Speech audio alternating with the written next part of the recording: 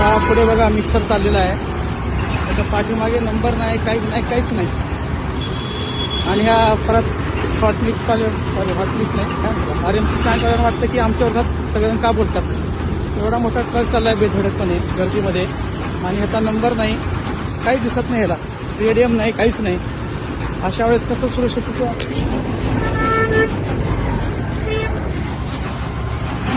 वातावरण कसं राहणार.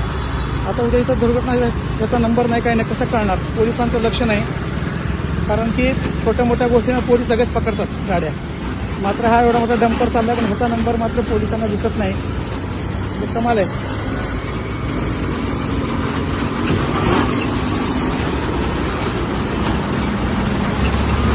दादा गाडीचा नंबर कुठे आहे, गाडीचा नंबर